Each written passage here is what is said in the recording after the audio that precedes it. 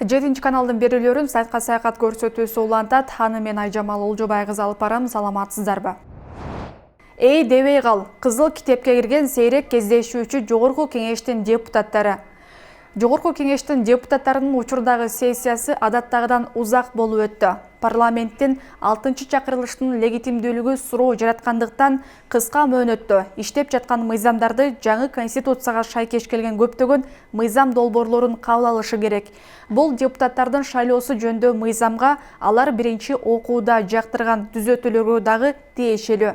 Жаңы мыйзамдын кабыл алынышы ушул жылдын күзүндө парламенттик шайлоону өткөрүүгө мүмкүнчүлүк берет. Бирок бул конституциялык мыйзам, аны окууда кароонун ортосунда бир ай өтүшү керек. Бирок биздин парламентте буга ким жана качан көңүл бурган? Ошол эле учурда азыркы чакырылыштын депутаттары өтө эле скучный болушкан.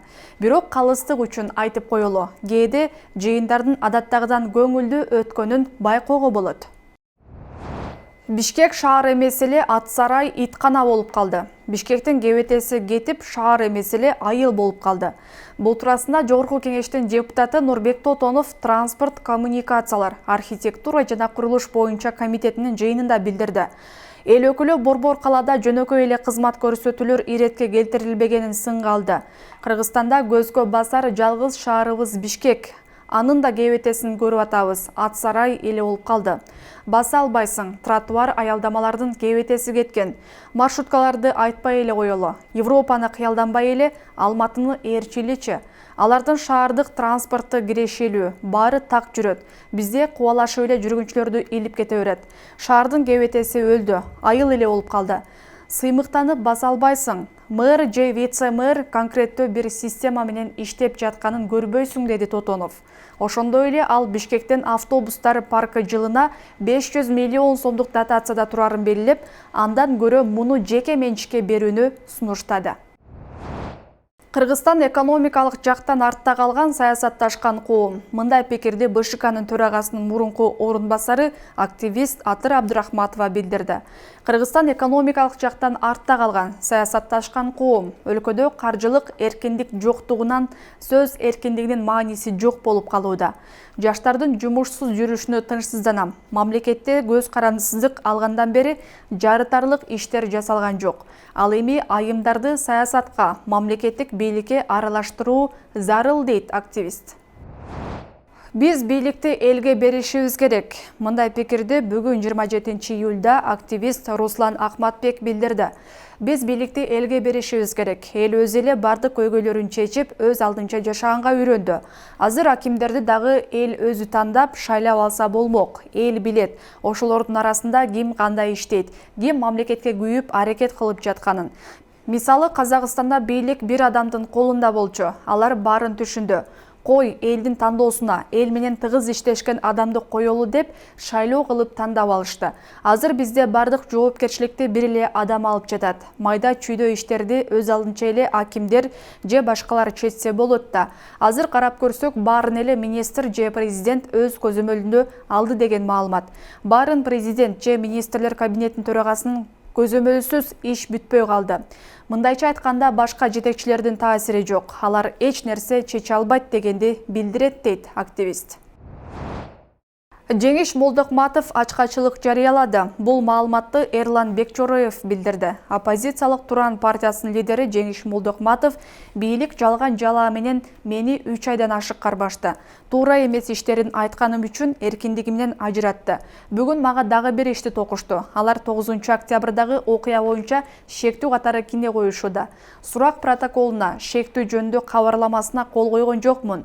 Бул бийликтин саясий чечимине макул эмесмин. Бүгүндөн баштап ачкачылык жарыялайм. Чындык үчүн күрөштө акыйкат чечим болбосо менин сөөгүм чыгат. Адилеттүү тергелишин талап кылам, деген ал. Вице-мэр Жамалбек Ирсалиев жана ырчы Самара Каримова жол кырсыгына кабылды. Бишкек Ош жолунда бир машинада баратып авто кырсыкка кабылгандар арасында Бишкектин вице-мэри Жамалбек Ырсалиев жана ырчы Самара Каримова да бар болчу. Бул тууралуу Жалал Абад облустук жол коопсуздугун камсыздоо башкармалыгы билдирди. Мекеменин басма сөз кызматынын маалыматына караганда, окуя 26 июлда эртең менен болгон. Бишкекте көздөй бараткан Toyota машинасынын Самара Каримованын күйөөсү мурдагы маалымат жана туризм министринин түштүк аймагы боюнча маданий борборун жетектеп келген Асан Мансуров айдап бараткан. Ал уктап кетип, машина жолдун сол тарабындагы тосмону сүзгөн. Натыйжада Асан Мансуров менен Жамалбек Ырсалиевден тышкары 2 адам Токтогул районунун ооруканасынын хирургия бөлүмүнө түшкөн. Самара Каримова ошол эле оорукананын жандандыруу бөлүмүнө жаткырылган. Саламаттык сактоо жана социалдык өнүктүрүү министрлиги бүгүн маалымат бергенине караганда, вице-мэр Ырсалиев жана Эльвира Токтосунова аттуу жүргүнчү канааттандырарлык абалда болгондуктан үйүнө чыгарылды. Каримовага мээси чайкалып, омурткасы сынган, күйөөсүнө мээси чайкалып, баш сөөгү жабыркаган деген диагноз коюлду. Дарыгерлер жубайлардын жана алар менен чогуу кырсыктаган Алина Назарова аттуу жүргүнчүнүн абалы туруктуу экенин, алар дарылануусун ооруканада улантып жатканын билдиришти. Элиза үй буюмдары тобундагы абоненттик номерлардан алдамчылык жолу менен акча каражатын алып жаткандар кармалды. Бишкек шаарынын Свердлов райондук ички иштер башкармалыгына жаран кайрылып, аял Элиза үй буюмдары тобундагы абоненттик номерлардан алдамчылык жолу менен акча каражатын алып жатат деген арыз менен кайрылган. Бул тууралуу Бишкек шаарынын Свердлов райондук ички иштер башкармалыгынын басма сөз кызматы кабарлады. Тергөө иш-чараларынын жана издөө иш-чараларынын жүрүшүндө криминалдык милиция кызматынын ыкчам кызматкерлери тарабынан кылмышка шектүүлөр 1997 жылы туулган жана 1994 жылы туулган жарандар экени маалым болду. Алар тергөө кызматына жеткирилип, убактылуу кармоочу жайга киргизилди. Ички иштер министрлиги коомчулукка кайрылып, көз ачыктарга, төлгөөчү жана табыптарга ишенбөөгө чакырды. Бул тууралуу ички иштер министрликтин маалымат кызматынан билдирди. Анда алар элдин аң сезимин буруп алууга жөндөмдүү келерин белгилеген. Жарандар түйшүк кыйынчылыктардан жол таппай калган учурда көз ачык төлгөөчүлөргө кайрылышат.